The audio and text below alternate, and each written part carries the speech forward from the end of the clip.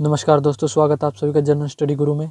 यहाँ पर आपको सभी कम्पिटिटिव एग्जाम के लिए जीके अथवा जीएस कराई जाएगी। सभी कम्पिटिटिव एग्जाम जैसे UPSC, SSC, banking, railway, other state exam जिसमें भी जीके आती है वो सब यहाँ पर कवर किए जाएंगे। जैसा कि आप वीडियो के टाइटल में देख चुके हैं, तो इसी अनुसार हम क्वेश्चंस को इस वीडियो में कवर करेंगे। चलिए दोस्तों, देखते हैं अपना पहला क्वेश्चन नंबर 1। निम्न में से किस शासक ने दीवान खैरात विभाग की स्थापना की थी? Option A Balban, B Mohammad bin Tughlaq, C Alauddin Khilji, D Firoz Shah Tughlaq. तो इस क्वेश्चन का सही आंसर है ऑप्शन डी, फिरोज शाह तुगलक ने। याद रखना आपको। दीवान खैरात जो कि फिरोज शाह तुगलक ने अनाथ मुस्लिम महिलाओं, विधवाओं एवं लड़कियों की सहायता के लिए बनवाया था। क्वेश्चन में हमसे पूछा गया दीवान खैरात विभाग की स्थापना किसने की? तो फिरोज शाह तुगलक ने। यह विधवाओं, लड़कियों और महिलाओं के सहायता से संबंधित विभाग है। याद रखना आपको। बढ़ते अपने अगले क्वेश्चन की तरफ। Question number 2। सल्तनत काल में मुसलमानों से लिया जाने वाला भूमिकर कौन सा था? ए उस्र, बी खराज, सी जजिया, डी जकात। तो इस क्वेश्चन का सही आंसर है ऑप्शन ए उस्र। याद रखना आपको। मुसलमानों से लिए जाने वाला भूमिकर उस्र कहलाता था। किस समय? सल्तनत काल में। और जैसा कि ऑप्शन बी खराज दिया गया है, यह गैर मुसलमानों से लिए जाने वाला भूमिकर था। मुसलमानों से लिए जाने वाला उस्र और गैर मुसलमानों से लिए जाने वाला खराज। और ऑप्शन सी जजिया दिया गया है, वह होता था गैर मुसलमानों पर धार्मिक कर। उम्मीद करता हूँ आपको पता ही होगा, आपने कई बार सुना होगा जजिया कर का नाम, अगर आप पहले भी हिस्ट्री पढ़ चुके हैं। और ऑप्शन डी जकात दिया गया है, मुसलमानों पर धार्मिक कर जकात कर कहलाता था। कंफ्यूज नहीं होना है। गैर मुसलमानों पर धार्मिक कर जजिया कर और मुसलमानों पर धार्मिक कर जकात, जो कि उनकी संपत्ति का 40वां हिस्सा हुआ करता था। याद रखना आपको। दोस्तों, ये इंपॉर्टेंट क्वेश्चन है जो इस वीडियो में कराए जा रहे हैं। जो भी प्रीवियस एग्जाम में क्वेश्चंस आए हैं इस वीडियो में, वो क्वेश्चंस और जो नए क्वेश्चंस बन सकते हैं वो भी क्वेश्चन इस वीडियो में कवर किए गए हैं। आपको वीडियो को ध्यानपूर्वक देखना है। अगर आप एग्जाम में कुछ अच्छा करना चाहते हैं, आप अपने घर वालों के लिए कुछ अच्छा करना चाहते हैं जिसकी वो आपसे उम्मीद लगाए हुए हैं, तो आप वीडियो को ध्यानपूर्वक देखिए और सभी क्वेश्चनों को याद करिए। चलिए दोस्तों, देखते हैं अपना अगला क्वेश्चन नंबर 3। सल्तनत काल में परगने का मुख्य अधिकारी कौन था? ए वली, बी आमिल, सी नायब, डी मुफ्ती। तो इस क्वेश्चन का सही आंसर है ऑप्शन बी आमिल। याद रखना आपको। आमिल परगने का मुख्य अधिकारी था।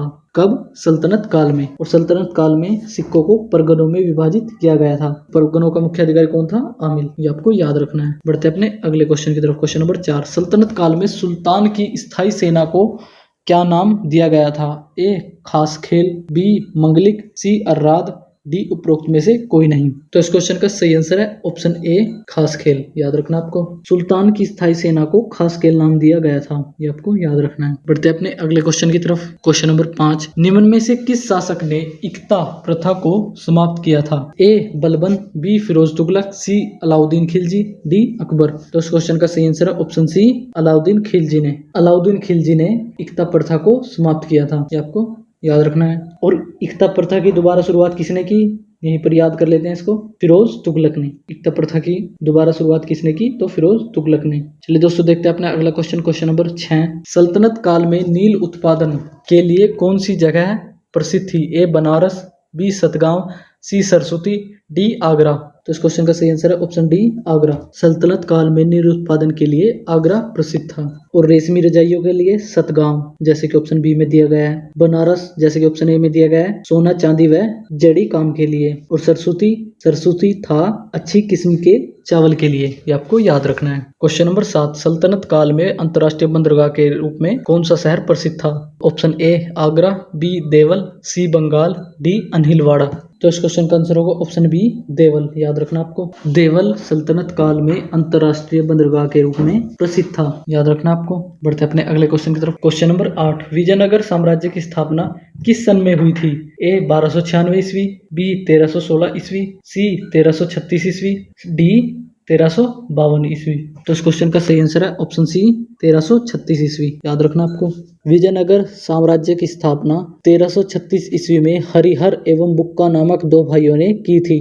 वेरी वेरी इंपॉर्टेंट पॉइंट है दोस्तों ये। किसने की थी? हरिहर एवं बुक्का नामक दो भाइयों ने। किसकी स्थापना? विजयनगर की स्थापना। जो 5 भाइयों के परिवार के अंग थे। विजयनगर का शाब्दिक अर्थ है जीत का शहर। विजयनगर का शाब्दिक अर्थ क्या है? जीत का शहर। ये भी आपको याद रखना है। बढ़ते अपने अगले क्वेश्चन की तरफ। Question number 9। हरिहर एवं बुक्का ने किस वंश की स्थापना की थी? ए संगम वंश, बी तुलु वंश, सी सालु वंश, डी अराविडु वंश। तो इस क्वेश्चन का सही आंसर है ऑप्शन ए संगम वंश, याद रखना आपको। हरिहर एवं बुक्का ने अपने पिता संगम के नाम पर संगम राजवंश की स्थापना की। तो क्वेश्चन ऐसे बन सकता है, हरिहर एवं बुक्का के पिता का क्या नाम था, तो आपको याद रखना है संगम, और उन्हीं के नाम पर इन्होंने संगम वंश की स्थापना की। क्लियर है दोस्तों, बढ़ते अपने अगले क्वेश्चन की तरफ। क्वेश्चन नंबर 10, विजयनगर साम्राज्य की राजभाषा कौन सी थी? ए तेलुगु, बी तमिल, सी सिंहली, डी प्राकृत। तो इस क्वेश्चन का सही आंसर है ऑप्शन ए तेलुगु।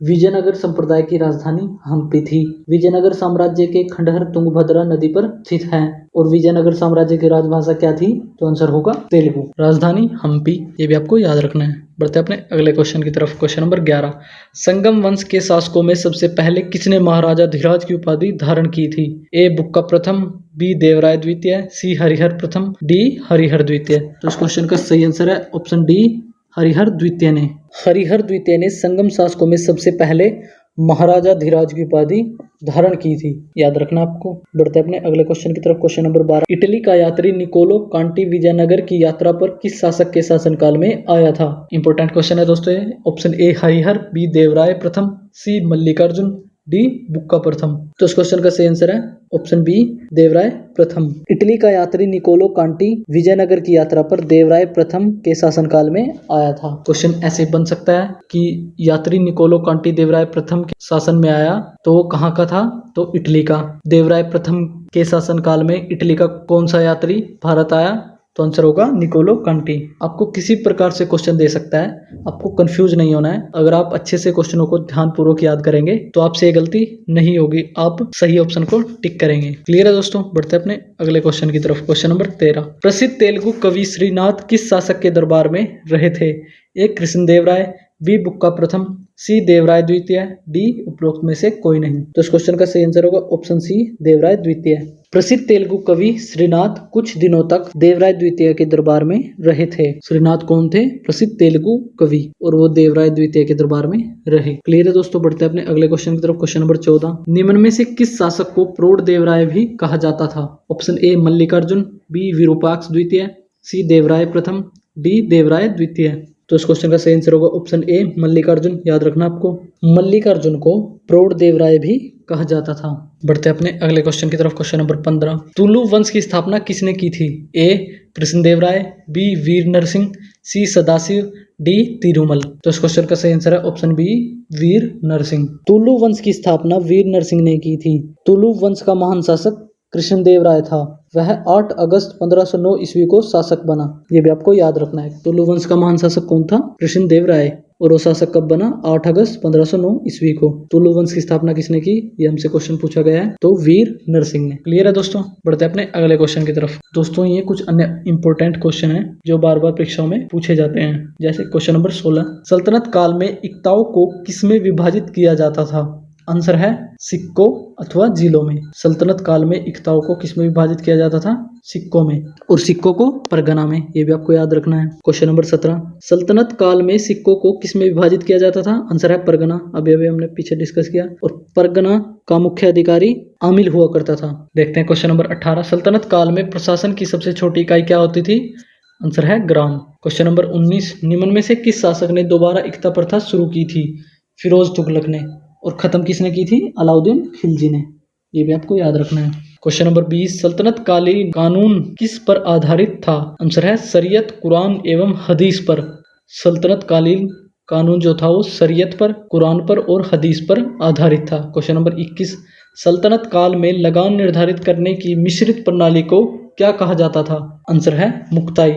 लगान निर्धारित करने की मिश्रित प्रणाली को सल्तनत काल में मुक्ताई कहा जाता था। क्वेश्चन नंबर 22, सल्तनत काल में सोने चांदी एवं जड़ी काम के लिए कौन सा स्थान प्रसिद्ध था? आंसर है बनारस। क्वेश्चन नंबर 23, सल्तनत काल में भूमि की नाप जोख करने के बाद अक्षेत्र के आधार पर लगान का निर्धारण कहलाता था मसाहत। सल्तनत काल में भूमि की नाप जोख करने के बाद क्षेत्रफल के आधार पर लगान का निर्धारण करने वाला मसाहत कहलाता था। क्वेश्चन नंबर 24, विजयनगर का शाब्दिक अर्थ है जीत का शहर। विजयनगर का शाब्दिक अर्थ क्या है? जीत का शहर, याद रखना है आपको। क्वेश्चन नंबर 25, विजयनगर साम्राज्य की राजधानी क्या थी? आंसर है हम्पी। विजयनगर साम्राज्य की राजधानी हम्पी थी। दोस्तों इंपॉर्टेंट क्वेश्चन है, आपको ध्यानपूर्वक पढ़ना है इनको। क्वेश्चन नंबर 26, बुक्का प्रथम ने किसकी उपाधि धारण की थी? आंसर है वेदमार्ग प्रतिष्ठापक की। बुक्का प्रथम ने वेदमार्ग प्रतिष्ठापक की उपाधि धारण की। क्वेश्चन नंबर 27, संगम वंश का सबसे प्रतापी राजा कौन था? आंसर है देवराय द्वितीय। संगम वंश का सबसे प्रतापी राजा कौन था? देवराय द्वितीय। क्वेश्चन नंबर 28, फारसी राजदूत अब्दुल रज्जाक किसके शासनकाल में विजयनगर आया था? आंसर है देवराय द्वितीय के। फारसी राजदूत अब्दुल रज्जाक देवराय द्वितीय के शासनकाल में विजयनगर आया।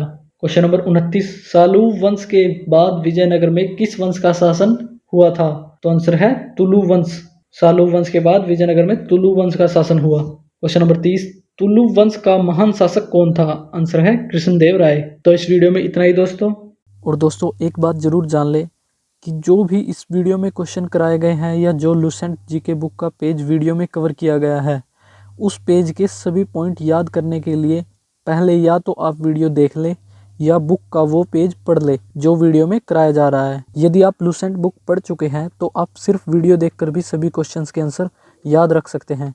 यदि आप लुसेंट जीके बुक शुरू कर रहे हैं तो आप पहले वह पेज पढ़ें जिसके वीडियो में क्वेश्चंस कराए जा रहे हैं और फिर वीडियो देख सकते हैं। इस प्रकार आपको जल्दी याद होगा।